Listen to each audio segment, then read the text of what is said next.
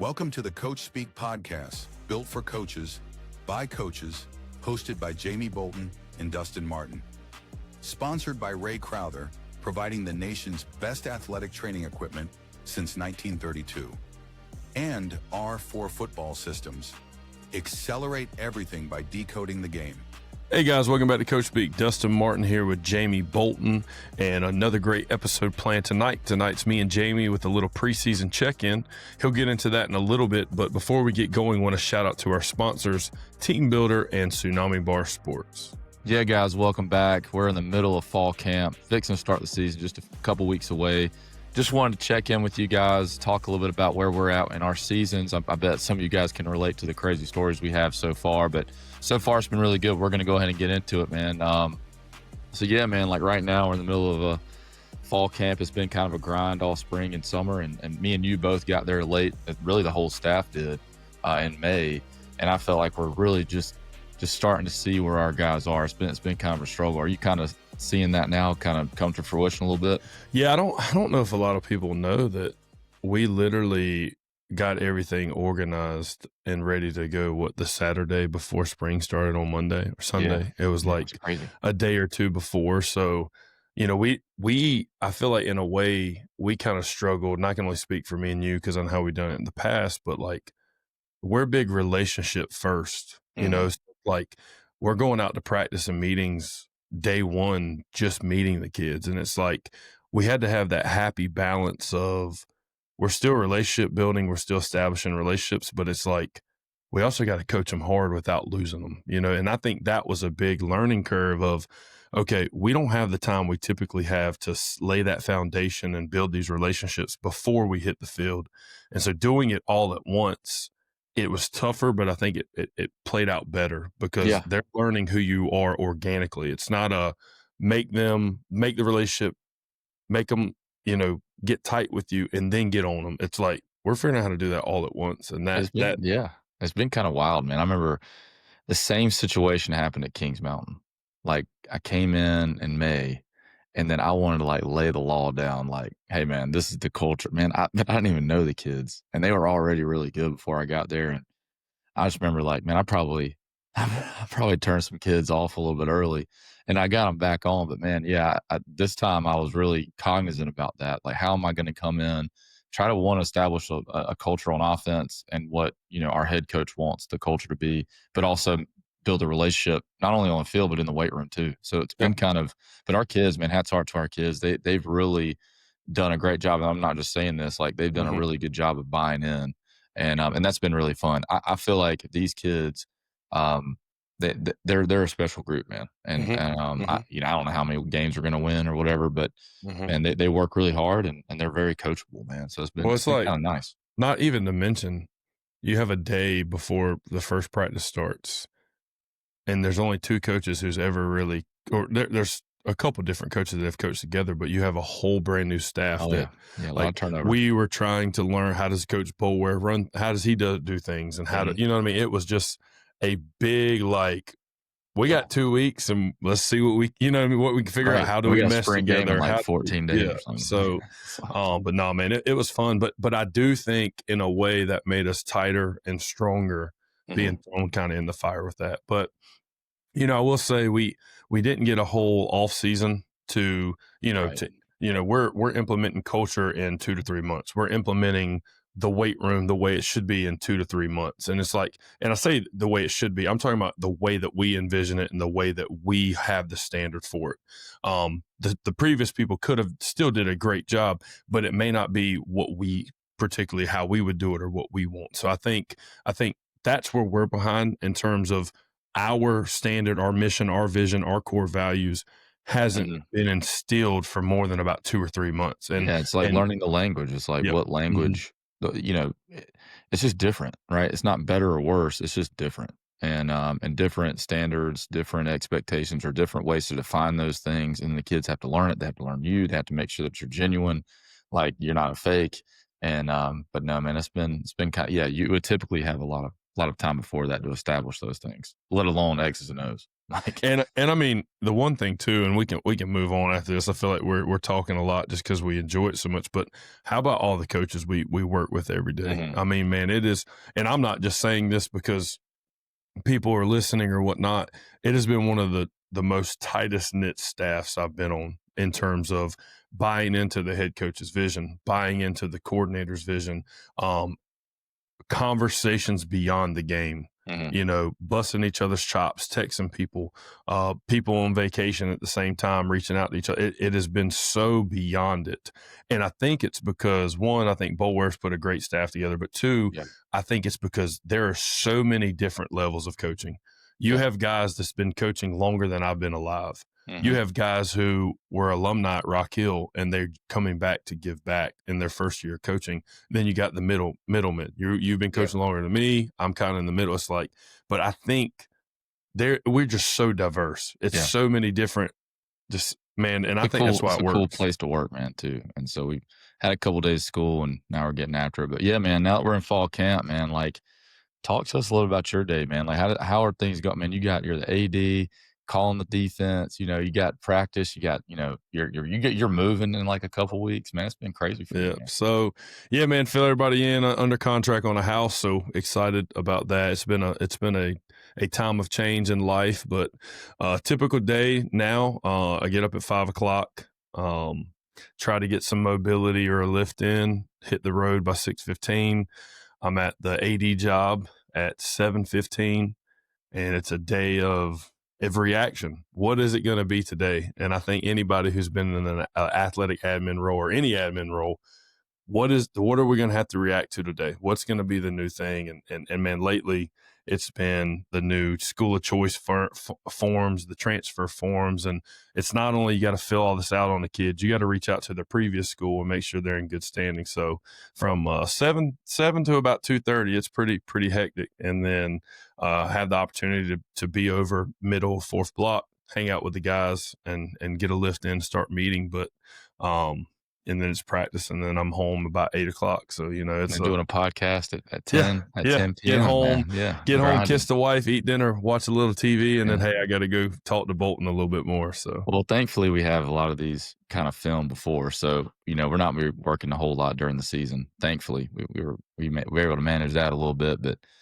yeah, man, same. School just started, so obviously we're trying to get used to a new school, new administration, classes, all that stuff. I know you guys that are listening can relate to that. You're in the middle of football season. Oh crap, I'm a teacher, and then now we got to figure that piece out too, and then practice. But man, no, the weight room at Rock Hill is incredible, and so we got a lot of help there too, and getting most of the athletes in during the day, so that's been pretty good, and I'm really enjoying it, man. That's kind of my day, but yeah, I mean, I think the energy is pretty good. I mean, I think first part of school, first couple of days of school, we start early here, so it's modified year round. For those that don't know, we just started school really at the same time we started football practice. I think it was like the third day of football practice we started school. So energy's been good, man. Typically those days are kind of tough, but I've been liking our energy, man.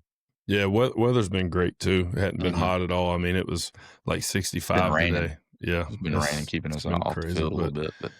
But man, no, I think it's been, a lot of times in fall camp you can get burnout, and I haven't reached that. Like I haven't got to where it's like, and I think it's because we do such a good job of delegating. I think everyone has their role, everyone shows up, and everyone does their job, and it keeps you refreshed. It doesn't burn you out, and that's what I've enjoyed. Over the past couple of weeks, it's like we finished summer, we're into fall camp, and excited for our first scrimmage coming up soon. So that'll be good, and it happens to be against the team that Coach Bulwer came from. So that's that you always want to do well. You always want to show out and do well, and by the time this releases, we'll find out if we do well or not, because it'll be after the scrimmage. But man, it's what my biggest thing so far that's been so rewarding is seeing kids grow up, like seeing kids buy in and seeing kids recognize that their actions or behaviors aren't the standard, and they find ways to slowly change them. And there's one kid in particular, and And I asked Coach Bolware today in the coach's office, said, you know who's growing up? He said, sure do. And he said his name. And he will never know that, but it speaks volumes that multiple kids can see, or multiple coaches can see, right, that a kid is growing up. And that's the most rewarding part of the job, man, that I've picked up on early already. Yeah, as I've season. gotten older, man, I've started to focus on that way more than like X's and O's, and that. I mean, I think you're. I guess when you're young and you're chasing jobs, and I guess we all kind of do to a degree, but you really start to.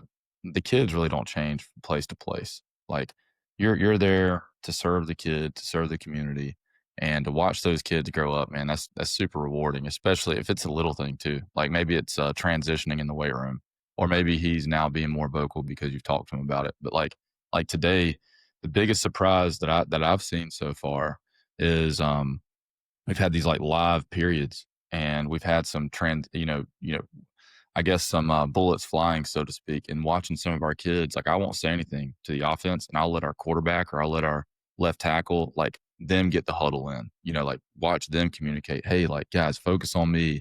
Don't focus on all the chaos going on around us. Like I saw that today at practice. Actually, that was like one of the most surprising things because our quarterback stepped out of his shell a little bit and was able to kind of lead those guys, and they were all tuned in. Yeah, no, I would say, man, the thing that has surprised me the most is, and I don't know how to frame this, but I want it to come off in a good way. But like we get to the school we're at that has been rich in tradition in the past, but they've had a hard time getting over the hump or over the hill. And when you get there, you notice some things that could be a hindrance, let's just say culture wise, but then you see the kids and some of the players and some things, and you're like, I feel like the opportunity's here. The potential is here. You know what I mean? And it's like, so what surprised me so far this year, and like you said earlier, I can't tell you how many games we're going to win. I have no clue. But the ability for the kids to retain what we're coaching them, because, and this, it's like, we are very detail oriented in teaching scheme. And it's not to say, oh, we run the best game in the world, because we all know it's personnel drives everything. But the fact of the level that we're teaching some of these schemes at, and the ability they're able to retain it. Like I told you, we were working on stopping a specific run scheme based on how we read our keys last week. We hadn't touched on it in 6 days. And you actually run it team today, and they do it perfect. And it's like, that right there, that's kind of what surprises me. Just the ability to retain, even though we haven't repped that specific scheme, that tells me they're learning it. They understand how to key, they understand what to read, and they understand how to react. And that's kind of been the biggest surprise for me. Yeah, man. I mean, those are, since I've gotten here, I think I've said the same stuff. Like the football retention is really good here. And we've done this at several places, and I don't think it's ever been any better. Maybe Cannon was really good. Cannon, they picked it up really well. And then Kings Mountain is taking it to another level. And we have the athletes that are in this area, this whole town, not just our high school, but around. I think that's probably why. I mean, it's a football city USA, as they say. And man, it's definitely holding true. But yeah, man, now that we're in fall camp, man, I'm one of the things that's always kind of, you definitely don't want to get in that like monotony, like the whole, and we're doing this every single day. There's a big grind. In my mind, we got to keep kids from like getting fatigued. And so like, I think this year we've done a really good job of trying to change some things up with the schedule. But what do you think the key is to keeping them from getting like, even if it's mentally, fatigued? I mean, I think you got to have enough consistency and a plan for long range, but I think you got to have just enough switch up to keep them on their toes. And that's like, you have your non-negotiable practice periods, but the other practice periods, you switch it up, whether that's a competition period that's within football, or it's something completely outside of football. Like it doesn't have to do with the football. And, things like, when we actually went to camp a couple weeks ago doing a karaoke night, just things to, and like I said, I just started a series and I was watching it, and one of the coaches said, you want to make it fun when the kids show up, whether it's film, whether it's on the field, because how many of you have ever worked a job that you couldn't stand going to? And what was your demeanor when you were there? Right. He was like, you don't want your kids to be like that. You don't want the players to hate being there. So I think you got to find a way to relate it, not be so serious all the time, and have that good balance of, hey, man, I'm your coach and I want the best for you and I'm going to demand greatness. But, man, we can crack up. We can joke. We can talk about these things. Right. And I think that's the biggest way to avoid fatigue, because it's not business all the time. Yeah. And I think, too, like just from a personal standpoint, you know, as a leader on our team and over the offense, I like to allow my kids to see me being vulnerable, or like showing that, like, I don't know if it's like a comedic side. So like I'll either crack on myself or I'll crack on the guys, like just, but then kind of refocus, recenter. But it kind of lets their guard down a little bit too. Like, okay, Coach Bolton he's a little bit, he could be silly at times, you know, and kind of relate with them a little bit, let them laugh, because, you know, man, they're just sitting in school for freaking 8 hours a day. And, you know, and then they come into us and we lift them and then we practice. And it's like, if you keep doing that over and over and you're just serious on them, then, you know, you're going to probably get some mental fatigue. And then it's going to show up on the field a little bit with some boredom. And so I think if you just kind of let yourself be vulnerable, kind of, you know, crack a joke with them, just be yourself. And I think they appreciate that a lot more. And the coaches too, man. I remember being an assistant coach. Like, it's easy as a coordinator. Coordinators are always excited. Like, we're going to put our stuff in, we're doing that. But man, I've been an assistant coach, and it's like, man, this is kind of boring. So you know, trying to manage that and try to mitigate the boredom aspect, but also get your work done is a tough balance. Yeah, and I think, man, even like that comedic side that you're talking about between coaches in front of the kids is always funny. I think you cracking a joke at me or me cracking a joke at Coach Barber or however it is. Oh, like when you fell today at practice? Oh, yeah. So, yeah, guys, we'll give you a breakdown on that real quick. We were doing kickoff and they kicked the ball and I was going to fair catch it and I was in great position and it was super you were rainy. Right under it, dude. You were right under it. Right foot slipped and next thing I know, I was on my back, all fours in the air. So big old dent in the field where your head hit. That's a big old dent too. Oh, that will clear mental fatigue by anybody right there. That's a concussion protocol, dude. I'll take a screenshot and add it in for those that Bobby watch. Carroll would be screaming medic. Oh, there's no doubt. Medic.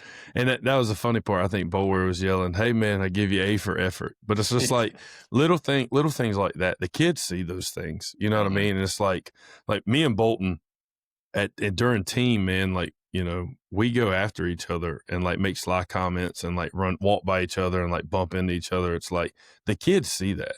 Yeah. But in a way, without us even intentionally doing it, we are instilling that competitiveness in them. We are instilling not the trash talk, but like, it's a reminder of, I'm here. I'm right here. Yeah. And it's like, you better show up every day because I'm going to be right here. It's like, you better have good banter. It's good banter. But then it's also like, hey man, you guys look really good today. You know, like they fit it up really good. You know, just little things like that, we want to be competitive, but at the end of the day, we both got to be successful. And I think when our kids feed off of that and they see that, they can go hard knowing that they can trust each other to be friends after. Yeah. And I think that's the key, the piece about the culture is like, we want to set an example for our kids to have a healthy competitive relationship, not like super cutthroat. Like if you do better today and I don't, then like my job's in jeopardy, or, you know, like that's kind of silly to think about. But that's probably a norm in some places. I could be wrong about this, but I do it anyways because I think it's right, but it could be wrong. I think opposing side coaches complimenting opposing side players goes way further than your position coach. So it's like, for example, today, one of the running backs was doing really good. And as he was jogging off, like I grabbed him, I said, "Man, that's it. Like, keep it up." And I think it's just man, that guy don't coach me, but he's noticing something. Yeah, he sees me. He sees me. And I think that can go a long way. Yeah, and that means that he knows in your mind that you want to win for the team. You're not just sold out on defense or vice versa for me. And agreed. In complete opposite of that, I think it's really good for opposing coaches to talk trash to opposing players because here's why. And I've always done it when I'm defense to quarterbacks. Just and not even talking trash, like picking with them. Like, good, healthy, like, hey man, absolutely. Come on, man. Yeah. You can't make, you know, like, just. But it's like, and my favorite people, if I'm a defensive coach, the targets, the quarterbacks and the kickers. They're my favorite people because those are the two positions that have to handle pressure the highest. Yep. So as I tell them, if you can handle me at practice every day, you're going to be fine, man. And like, I do it to so our DB. I do it to our corner. I'll say, "Hey, man, did you like that double move yesterday?" And he started, "Man, I got you." And so it's just funny, but it's just fun going back and forth with the kids. And we got some great kids, man. Like oh yeah. they got all So, their little personalities, and it's just been cool. so man, something I think you've always challenged me in, because you have a different thought process than I do, is the differences we have in installing. Mm, And what you think about installing, what I think about installing. So like, you know, we look at fall as a continuation of spring and summer. So it's right. not like we're going to change a bunch of stuff or oh, it's time to turn it on. No, dude, we've been doing it like this since we started. But tell me, how do you balance fall camp with installing versus overloading them with too much? Yeah, I go back and forth on this one. I think this is something that I'm always constantly thinking about. I like to install everything multiple times. And instead of like, I don't want to introduce something in fall camp that we didn't go over in May, even if we're not proficient. So we might not be the best at these things May, June, July, and really even August. But I'm hoping that as at the end of that, 4 or 5 times that we've installed this, that we will be proficient. And now we have a bigger catalog. And the second piece to that is, I think if you install more things, let's say zone and gap, for instance, I feel like if you're just installing zone, there's nothing to put zone into context in the larger scheme of other schemes. So like zone scheme, I know Coach Schiffman just talked a lot about like what the difference is on the combo. It's like it's a vertical displacement versus gap, which is a horizontal displacement. And I think if you can explain things like that, they actually retain it better. Now, they may not be as technically sound initially, but I think eventually they will get there. But I do like to overload them a little bit and then, kind of work them through that. But that's just me. And Yeah. for better, And I think you got to have a happy balance, and I think in terms of moderate, you're more on the overload side of the moderate side. I don't think you overload them, but I'm do like a think 6 out of 10 if 10 is like overloading. Yeah, I tend to go more than less. Yep. And I think early on, not necessarily in fall, but like in spring and summer, I'm probably more of like a 4.5 is what I would say. I'm on the let's not move on before. And we're both on different sides of the ball. It's both completely different situations. But that's where I am. But you have kind of slid me more and more to the overload part, especially places where we're at now where they can retain that stuff. Yeah. It's like, even though we might not be running it a lot or executing it, let's get it in to see if they can retain it at a later time, and it I think it all comes down to, and I think both of our systems, offense and defense, has the ability to overload, because when we sat down and designed them, we thought about the end, not just the plays we want to run with the kids that we had at the time. We thought about, hey, all right, we're going to design this playbook with a pocket passer quarterback, with a hybrid guy who can do both, and with a straight runner. You know what I'm saying? And we thought about it from start to end. And I think you're able to do it because when you think about it start to end, you have pieced everything together and you've scaffolded it to where they all are in connection, and it makes a little bit more sense in the install. Yeah, I mean, I think, not just to dwell on this, but I mean, I feel like we don't really know what we have either. So you don't really, you're not pads aren't on in the summer, a little bit in the spring. So you can kind of try to figure out a little bit. Man, in South Carolina, I'm sure around the country, you don't even know what your roster is going to look like until, August 1, so that whole thing may change. So you better have enough in to accommodate maybe some athlete changes. You get a guy in, you lose a guy, that guy gets injured, whatever the case may be. You figure out that, okay, maybe we're not as good at this. So the last thing I want to do is go in and be like, hey, man, we're going to be a zone team. And then we do nothing but zone all the way till we get pads on. Like, man, we really don't do a great job of vertical displacement. Let's try a gap now. And you're like, are we panicking? No, I want more answers on the front end. That way, when we start to figure out who we are, then it's easier to transition and maybe lean on some schemes that fit our personnel a little better. And that's kind of where I'm at with it. Yeah, because, we talk about it all the time. Personnel defines your scheme, but your scheme also has to fit your personnel. So it's like, before you know what your personnel is, like, how do you know what scheme to run? You don't. You got to try it out and see what works and what doesn't. But no, man, that's good stuff. And what's been the toughest thing for you so far this kind of fall camp, or even throughout summer? Yeah, toughest thing. That's a good question.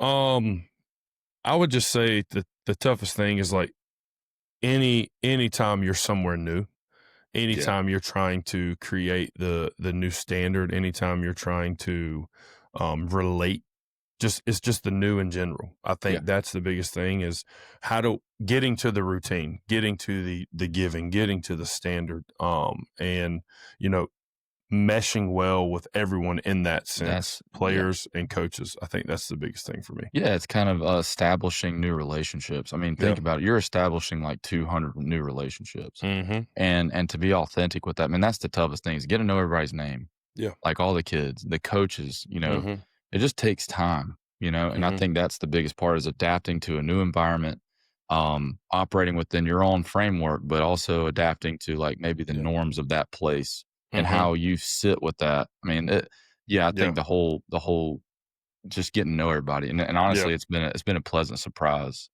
for me too. And just the whole adaptability piece. And honestly, guys, just as we talk about adaptability, Tsunami Bar Sports, a sponsor of ours, they are big on adaptability. If you're not using Tsunami Bar Sports in your weight room, you're probably missing out, to be honest. I've got guys using the bar to build like real game-like power, fast twitch, reactive force, core stability. Again, we talk about it all the time. It's more than a barbell. It's a whole system that you can incorporate into your current system, or you could use this as a standalone product for a lot of your athletes.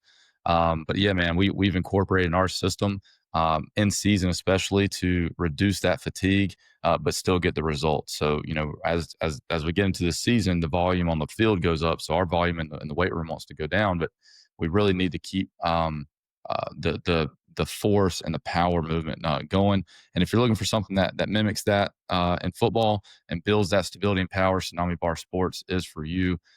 Please reach out to Chad Smith or us, and we'll get you connected. But yeah, man, thanks to Tsunami Bar Sports for sponsoring this one. Yeah, and I agree, and I'll touch on that a little bit. I think, you hit it best. Volume's going down in the weight room because volume's going up out on the field. But it's also something where the stability muscles sometimes don't get enough work. And obviously most injuries that happen that are joint related are because either you're tighter or it's weaker or the range of motion isn't there. And I feel like in a way, Tsunami Bar hits all of those things. And it helps because you're able to push your mobility more than you can with just a normal straight bar. It targets the stability muscles and man, like that is so key for soft tissue injuries. Yes. And that's a big thing. That's why I like them. But yeah, like Jamie said, shout out to Tsunami Bar Sports. Can't thank them enough. And guys, just remember, we only talk about things we believe in. And if we could record the workouts with our kids and it wasn't against media issues and having kids, privacy, we would post, like we would post the workouts because, we do. And feel free to reach out to Jamie, man. I mean, he will give you talk with you through the workouts and how we incorporate them every day in different tiers. So make sure you do that. But man, I think moving forward, kind of moving into our next step is we're gonna get into scrimmages. So when this comes out, it'll be official scrimmage week. People will have some scrimmages under their belt, but it'll be the week before game week hits. And I think it's huge. We want to give what we think about scrimmages and hit some tips and tricks within that. So Jamie, I'll kind of let you get it off first, but like, what is your main belief heading into scrimmages? What do you think scrimmages are for? And talk a little bit about that. Yeah, in South Carolina, we have 3. In North Carolina, we had 2. And so that changes a ton for me. Typically, North Carolina, we had the first scrimmage, and that's one of those like, hey, you got 10 plays, 10 plays, 10 plays. That might be against another, 2 other teams, and then you're going to go like a couple drives and you're done. The second scrimmage can be more of a game type scrimmage, maybe a jamboree. So you're going to play like a half or something like that at a jamboree, and then you're done. So I think North Carolina's a lot harder to prepare. In that scenario, that first scrimmage, you really gotta make sure that your 80% of your offense is rocking and rolling. And I think so I would say even leading up to that, I would want more live periods in practice to really kind of make sure that we're good. Now in South Carolina with the 3, my first scrimmage may be super basic. I would like to have a super basic. They may have a different front that we're going against. That would be great. That'd be ideal if it's different than your team. If I was scheduling, I would try to schedule like that. Like if we're running whatever we're running on defense at Rock Hill, I'd want to go up against a different front for that first one, just to introduce them maybe to a different front. In a live scenario that, the team's actually pretty good at running that front.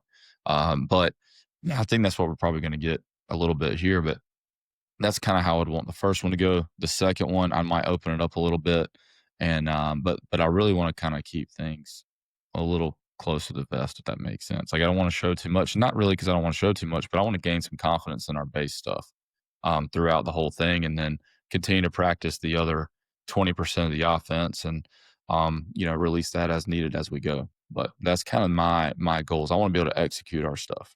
Yeah, no, and that makes a lot of sense. And on the defensive side of the ball, I kind of look at scrimmages like the group or team periods after Indy. So we've been working on these things, and we compete at practice and we go hard, but right now we haven't gotten into any true live stuff at practice because one, we want to keep our players healthy, but two, it's just not the right time yet. And I think for me, I look at scrimmages kind of like the test to the practice, and it's like, okay, we're looking at this in all realms. All right. We're looking at this in terms of, okay, schematics. Are we going to align correctly? Are we going to play the right assignment? Are we going to use the right technique?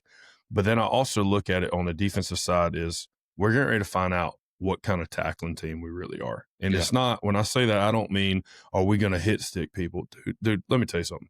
I'll take 20 soft tackles and a win over 15 knock kids out the game that are legal and a loss any day. I do not care. Like, it's kind of like if you run somebody over at running back, that's great. But if you juke them out and you go score 2, I'm going to be just freaking as excited. Get the ball carrier to the ground. I do not care. Like the way the game has evolved and the way we tackle with the shoulder and the heads out the tackle, like if we have a good hit, like a good lick, great. But if we don't, and you get them down, I don't care. It's like on offense. And I know we kind of touched on this last episode or whatever episode it was, but it's like if you're double teaming a guy and you pancake him and the linebacker scrapes over the top and you get tackled for a 2-yard gain. Yeah. But all the coaches are like, great pancake, great. Like that doesn't matter to me. Hey, you just pulled the middle school and both guys only focused on the DL and the linebacker just made the play. But everybody's like, that guy got destroyed. And that's great. And I think as a mindset, physicality is always number one as far as like a mindset on both sides of the ball for me, but not at the detriment to technique.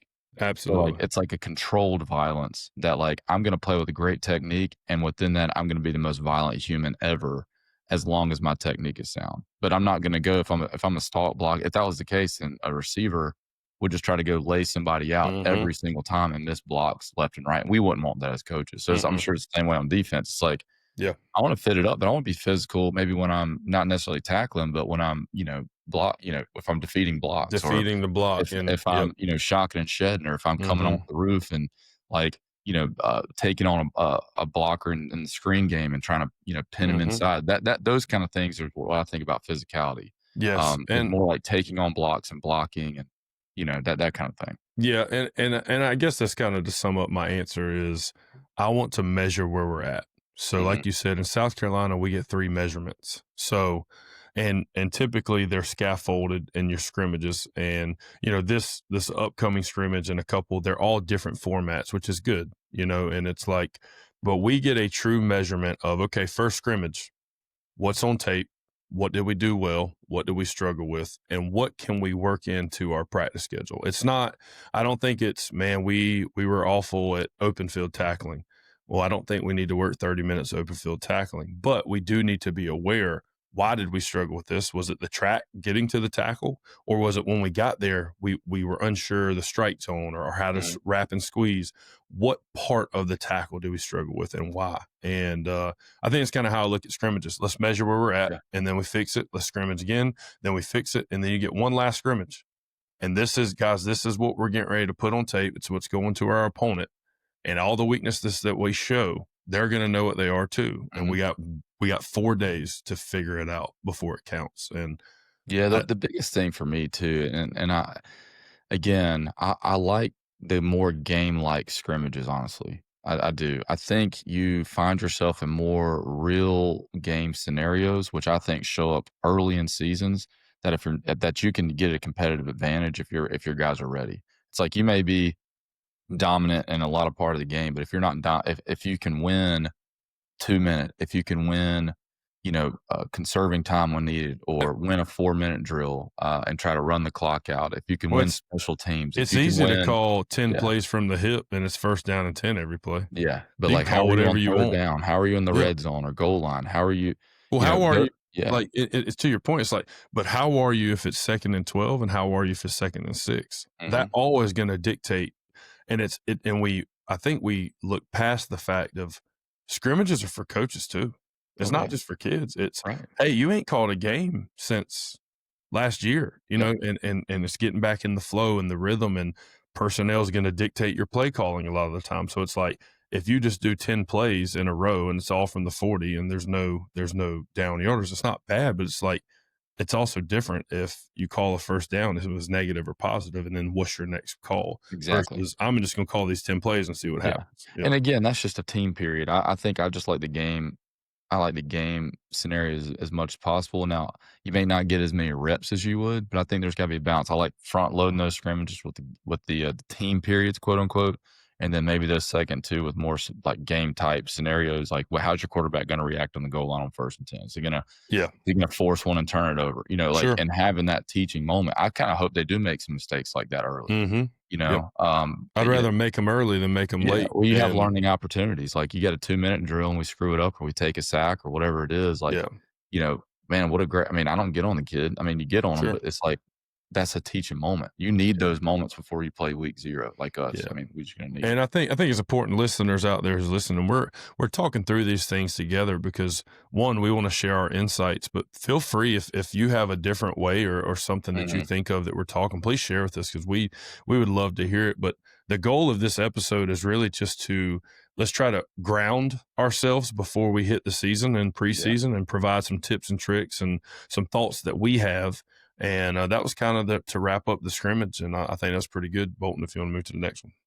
Yeah, man. So at this point, like, we're kind of going into the season. You don't have a whole lot of film, right? You don't have a whole lot of, especially now, and really people don't have any film of us because we're all new, which I feel like that gives us a little bit of an advantage. But every year changes with other teams.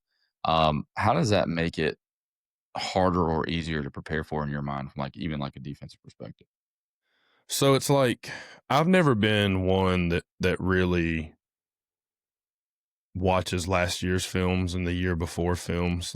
I never have, because true coaches are going to adapt every year. Like, you may have your beliefs and you may have your systems, but you may have a coach that runs pro one year because he's got those tight ends, and then they graduate and he can't run pro. It's not because he doesn't want to, it's because he can't. And I think it's tough, but I think all summer's tough because, when you go 7-on-7, you don't have a clue what the other team's going to do. You don't know what defense they're going to run. You don't know what offensive scheme or concepts they're going to run. You don't have an idea.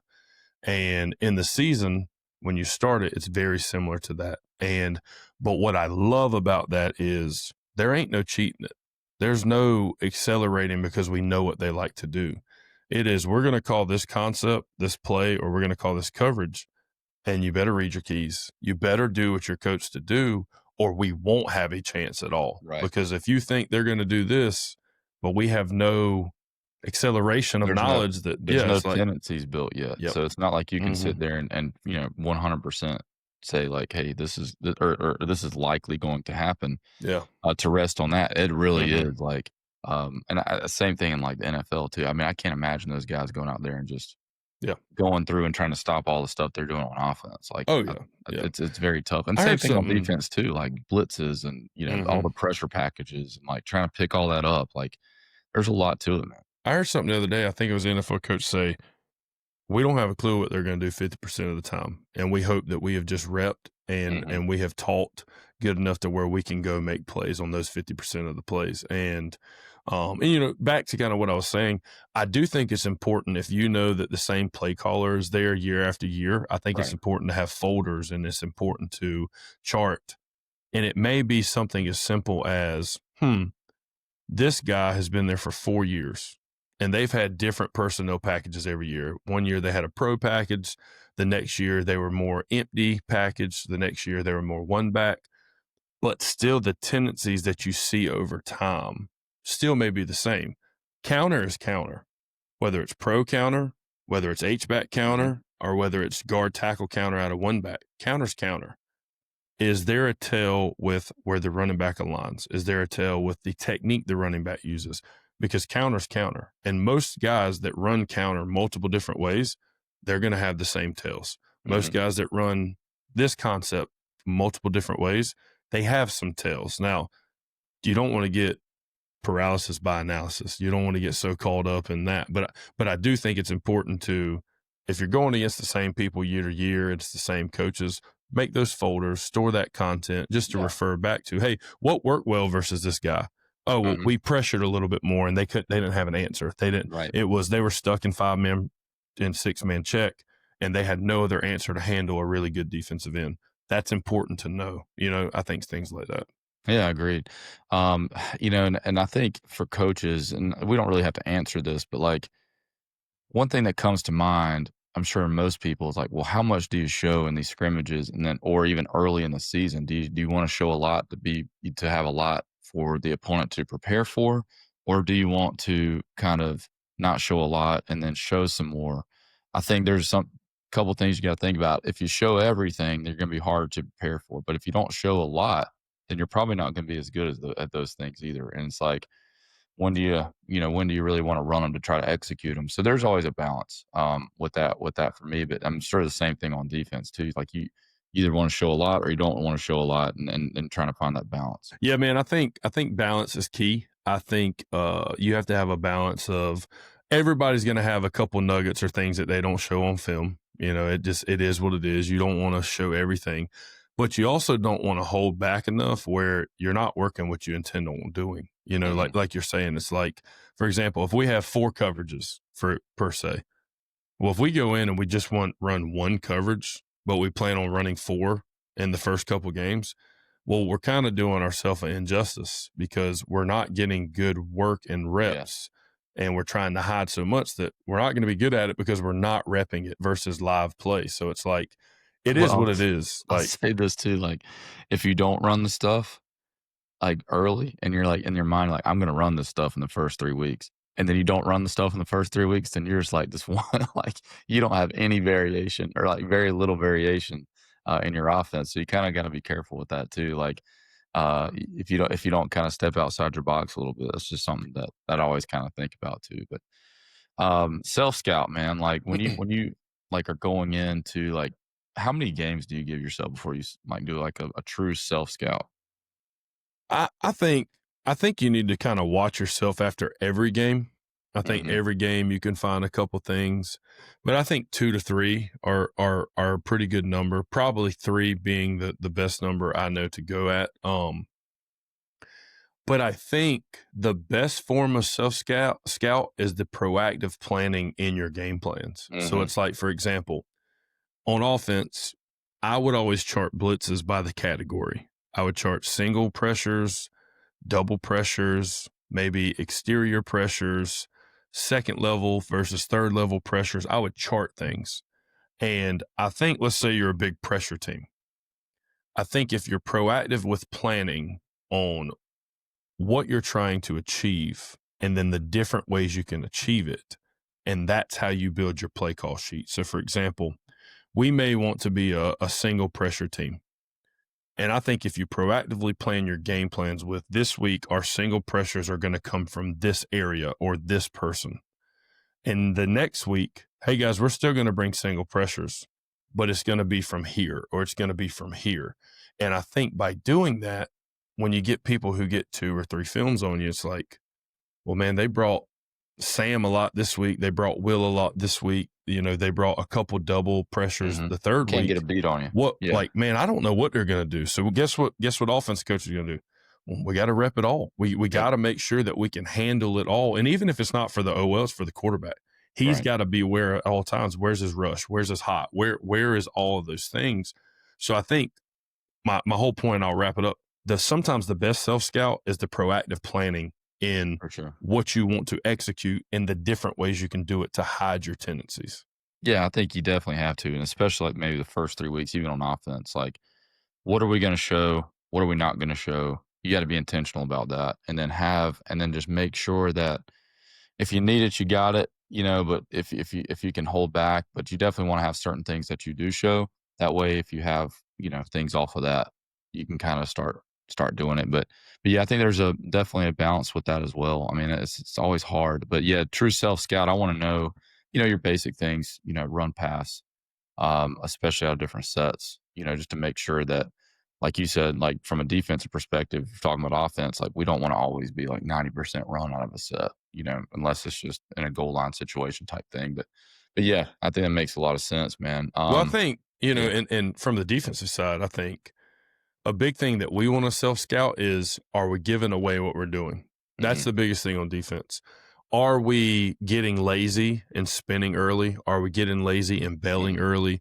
Or are we holding it to the exact right time we need to make sure that we're disguising up to the last possible second we can disguise? Yeah. Because you're going to have a lot of smart offensive coaches read the cushion of the corners and read the alignment of the safeties. And when he's in this alignment, he's doing this. He's spinning down weak. When he's in this alignment, he's staying on the hat. Like, I think defense is more about alignment, self-scout, than anything. And then, offense is completely different. Like, are we giving tails with the backfield? Are we giving tails with the splits? Receiver stances? Yep. Like, yes. Hey, dude, you're like standing straight-legged and like walking off the ball. Like, we don't need that.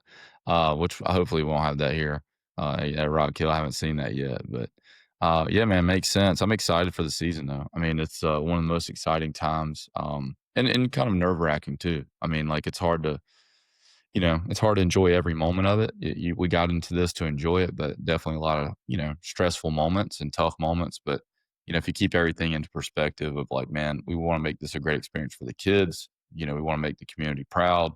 And just kind of live in that and let the chips fall where they may. I mean, the work is the work. That's one thing that I always kind of remind myself. Like, we've done this multiple times. Like, just the work is the work. The process.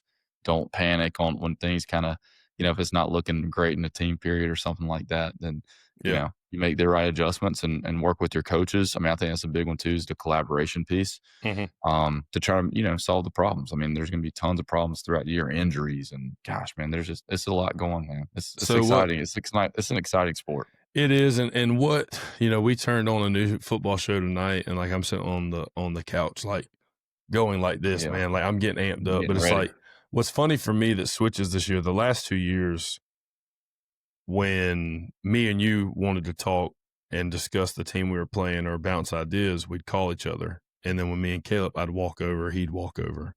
And this year it flipped. So like, when we want to talk, I'm going to walk to your office, or you're going to walk over to my office, and I got to call Caleb. So it's funny that I still have the same dynamic. It's just kind of flipped with who it is. And so, and man, I know I've talked to us before, but one of my favorite things in the season is just checking on the guys that are coaching somewhere else. What battles are you going through? What tough things are you dealing with? What great things are you have happening for you?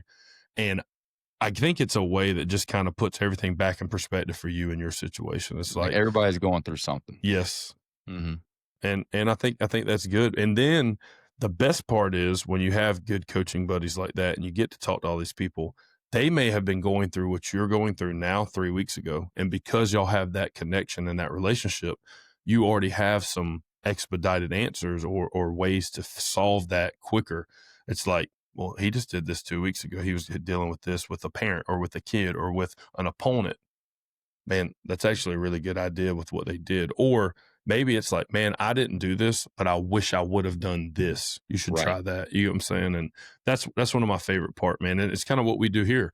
We bring guys on that we want to talk with and learn from. It's the same thing. We call guys, and I'm excited that we have guest speakers on now that we've developed those relationships with, that who knows, maybe they become in our call log on Friday nights. Hey man, how'd it go? Or text. How'd it go tonight? Yeah. I mean, it's such a good time of the year. You start to think, I know we've had these conversations off air about like our own, what are we focusing on like personally this year? And I know we had that conversation this week, but Like for me, just putting into perspective that no matter what happens, like, and Joe Salas has always told us this, good things are going to happen and bad things are going to happen. How you respond makes all the difference. And I tell my players that every game in the huddle right before we take the field.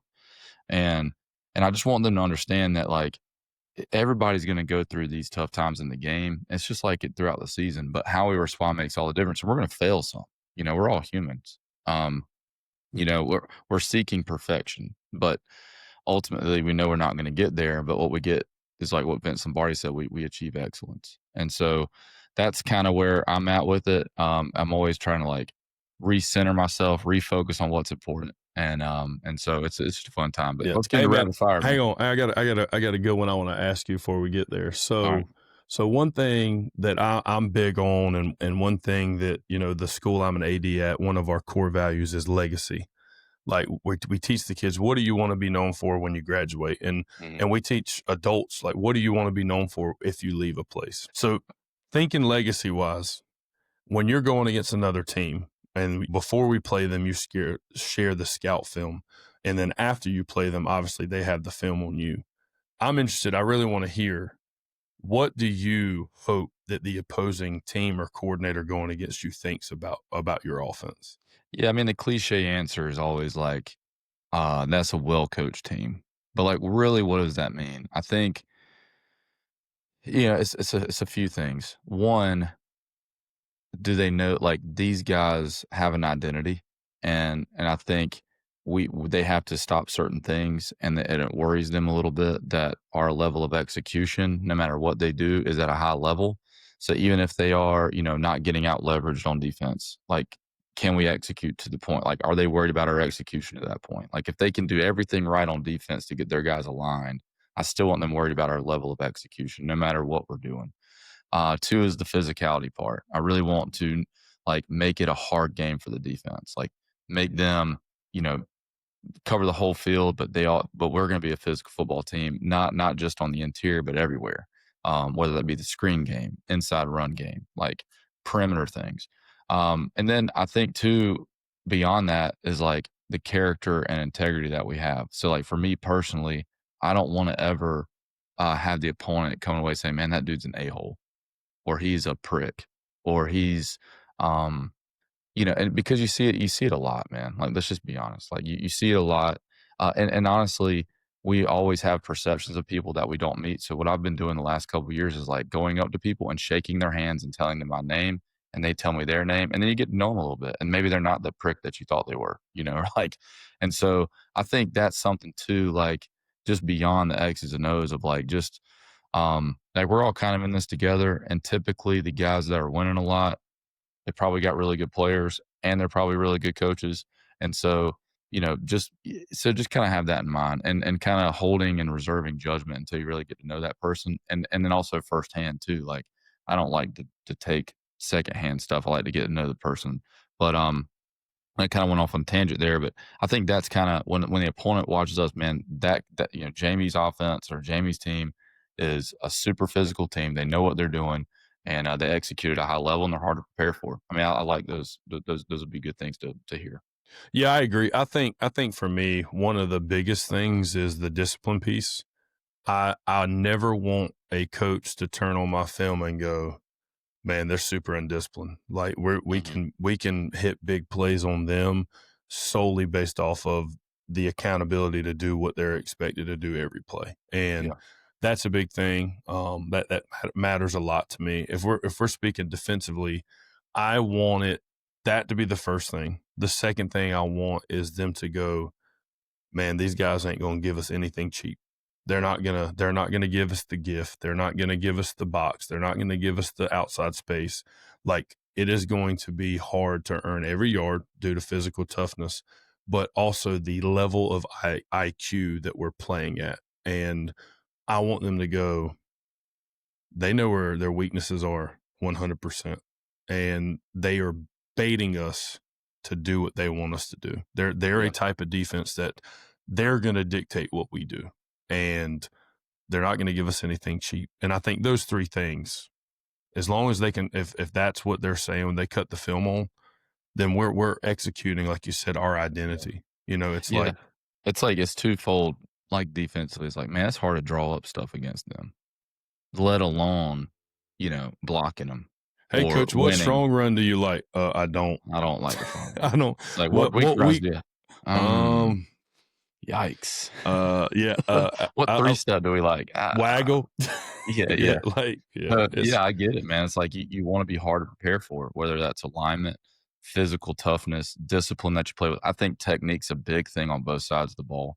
Like receivers and DBs, that's the first thing you kind of see, like from a stance, from, if it's defensive line, like are they getting upfield? Are they squeezing? Are they wrong arm? I mean, I like to see that side of football on both sides, like skip pull, rip pull, like stemming defenders at receiver, like those little things. And we all do it as coaches. Like we can see that, and we don't even know what we're really specifically looking at when we're just watching film. But you go to that coach and say, "Man, you guys are a well-coached team." And it typically starts with stances, alignment, shirt tails tucked in, like that. All the little things matter because they have a huge attention to detail. And I think those are the teams you don't like run into. And I guarantee every person listening has that one team in their conference. They're like, dude, I don't like playing them because their level of detail is solid. And they've gotten that culture to that point where it's just hard to play them and be successful. So. Agreed. All right. Rapid fire, boys. Rapid fire. Man. Here we go. This has been a good one. I've enjoyed this one. And listeners, hopefully there's something that you can take from this episode as you head into scrimmages and head into the season. And that's kind of our sole purpose for this episode. And before we do that, we want to give a shout out to Team Builder. It's our go-to platform for programming, the way we track and organize the strength and conditioning process. We got fall underway. We got in-season lists dialed in. Jamie walks in, gets it on the board, and man, it is go time, and the best part is we saw it the other day. We can adjust on the fly. Like when things aren't going well or the weather's not working out the way we want, we can adjust, we can individualize it for players, we can adapt it for smaller or bigger guys, and all within the system of Team Builder. No more chasing down the paper cars and trying to scratch it out and make things. But Team Builder, everything to gain, nothing to lose. You should try it out with our free 30-day trial promo code, CoachSpeak. I'm gonna sell everybody on it real quick. No more percentage charts sheets like taped to the wall. What was the first thing you ripped down in Rock Hill? 10-point font. Like you can't read any of it. It's like, anyway. But yeah, Team Builder, no more percentage charts. All right, man. Rapid fire. Funniest moment in camp so far. I know it's for me. 100%. I would say at UNC Pembroke when McGriff started dancing. That was one of the funniest moments for me. Yeah, that was one of the funniest moments for me. Shout out McGriff. Yeah. Gave me a cigar, man, and like this plastic tube the other day. What a great guy. Oh, McGriff. Love it, man. Mine was you falling today at practice. Yeah, I had a feeling. Just eating it, bro. Like, you still have grass in the back of your hair or what, dude? I got home, Kathy said, what happened? Was it monsooning? I said, no, I fell on my big back and the field was super wet. Like, didn't rain a drop, dude. You were soaking wet. Straight into the wash machine. But before that, I went out there and tried to run like a fallout route and almost tore both ACLs. Like, and the kid, I went down, man. I got folded up. The coach was like, dude, are you all right? You need to stay down. I was like, nah, man, I'm straight. Dude, I'm still hurting. Yeah. Hashtag getting close to 40. No doubt, dude. No doubt. All right. Next one. What do you think's one coaching cliche that actually holds true? What do you think's thrown around a lot that you really think holds true? Block somebody. No, dude. Like, I don't know, man. I think that's probably is like one of them, but like, yeah, dude, we need to block people. But I don't know. I think I just said it a minute ago. Like, adversity. Everybody wants to throw the adversity thing around. I do believe in that. I think good things are going to happen. Bad things is how we respond. And I tell the kids, I know this sounds cliche, but everybody can look back on any moment and good things happen after hard times. And so it gives you an opportunity. Adversity gives you an opportunity to go through that moment and learn and ultimately hopefully succeed. But yeah, I think that's a big cliche that I think is true. I agree. I think that's a good one. Mine would be the saying, do your job. I think that it's not as common, but a lot of people do use it. And I really think it is as simple as that. Do your job. When you line up every play, if you do your job, if you do your alignment, you do your assignment, you do your technique, you do your execution, how can the other team beat you? They can't. Anytime a play is unsuccessful is because someone didn't do their job. And it's not because any of that was wrong. Their alignment could have been right. Their assignment could have been right. Their technique could have been right. And sometimes it's because the person you're going against beat you on that play because theirs was better and maybe they're better. So I think the fact of do your job is one of the biggest cliches because it's all 11 guys. It doesn't matter what phase of the ball does their job. That is the highest percentage that you have a chance to be successful. And if you do your job, every single play and every single guy on the field does their job and you still lose, you weren't going to win anyways. Right. Because if you don't do your job on every play with every guy, you definitely weren't going to win. So it's like that gives you the best chance to win, no doubt. Yeah, I think the cliche that I mentioned earlier was actually a parent cliche. Hey, man, block somebody. They're not blocking anybody. Hit somebody! What's the other one? It's like, I always like the they just keep running the same play up the middle. Like, yeah, I guess so. That's just funny. All right. Let's see. Funniest thing a player said during this last few weeks. Have you got anything? Yeah, I won't say the coach's name today in film. Coach is coaching hard and not any bad curse words, but curse words slipped out. And he said, all right, boys, I'm done. I might go say another one. It wasn't about a minute later. He gets on to him again. And one of the DBs that wasn't in his position group says, hey, coach, thought you said you weren't going to curse again. And it's just like, it tickled me, dude. I couldn't stop laughing for about 2 minutes, but. I think we had one of those the players the other day for me on defense. I think he's like a third string kid. Great kid. I think he's gotten all the Rudy awards. You know, like me. I got a bunch of Rudy awards in middle school. But dude, he made a play the other day, man. And the level of celebration was so over the top, like in the middle of like an inside run period. It looked like he was Ray Lewis freaking in the middle of his in the gym with no pads on. And he is in the quarterback's face chirping. I know exactly what moment you're talking about. Yeah, and tennis shoes, and it's just hilarious. And I think we just stepped the wrong way, and he went on. Yeah, that's a good moment. It was a great kid though, man. Oh man, great gosh, kid. he worked so hard, and he had some plays today. He he went too far, and he got in trouble for it. But it's like, hey man, I want to bring this one up just because I have a something I want to show, but.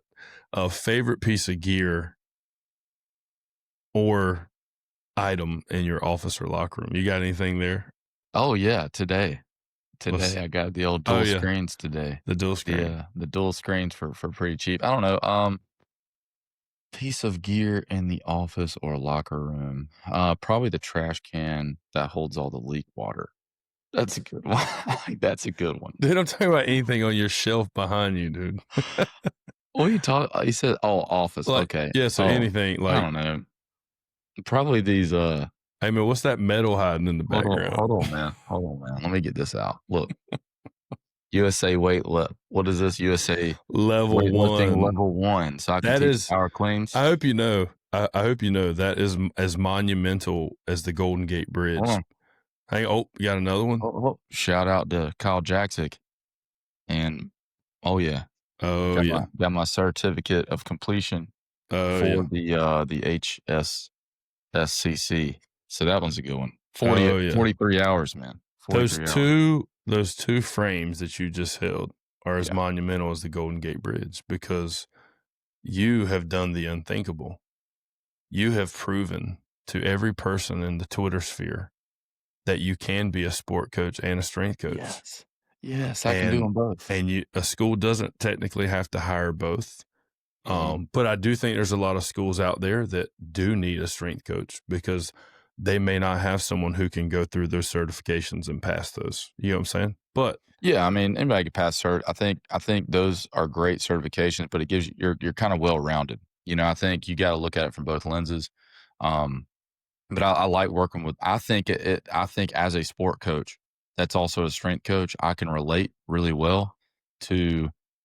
I can relate really well to the other sport coaches. Like, hey man, I'm in there with you. I get it. You know, and I think that helps me a little bit with the relationship piece. no, I agree. All right, All right, what man. you got, man? My favorite thing. Catherine bought me this. She was like, hey, you know, your first head job, I want to get you some kind of memorabilia. And so she surprised me with this. I had no clue. But she made me a bobblehead. Oh my gosh, that's hilarious, dude. You got a? Is that like a whistle? Yeah, like, And you got the Nike Dunks or whatever and the they're called? dunks. Yep. And Dude, that's impressive. It was pretty the dope. hugest The visor, hair and actually the whole head to body ratio is is super on accurate. point. It's Accurate. Dude, Coach So- Fowler gives you such a hard time. Oh dude, yeah. about Oh the yeah. your head. Hey man, I got a noggin, man. But like, dude, like look at the face detail. That's Wherever crazy. she got this, it's pretty close. The beard is locked Yeah. in. The So, hair. That's excellent. one of the coolest gifts I've ever received. Awesome, man. All right. Well, hey, thanks guys for tuning in. Remember, Team Builder 30-day free trial, promo code CoachSpeak, Pro Quick Draw, also 7-day trial. And don't forget about our 4 Film Mastery Toolkit with the promo code CoachSpeak for 10% off. Not just on that, but anything site-wide on r4footballsystems.com. Tsunami Bar, sponsor and team builder. So, guys, we appreciate you tuning in. Hope your seasons go well, and we'll see you in the next one. See y'all. Peace. Thanks for tuning into the CoachSpeak Podcast. If you're interested in being a guest speaker on the show, we'd love to hear from you. Email us at coachspeakpodcast1@gmail.com. And if you have a question for our Q&A segment, don't forget to submit it through the form in the episode description. We appreciate your support, and we look forward to seeing you in the next episode.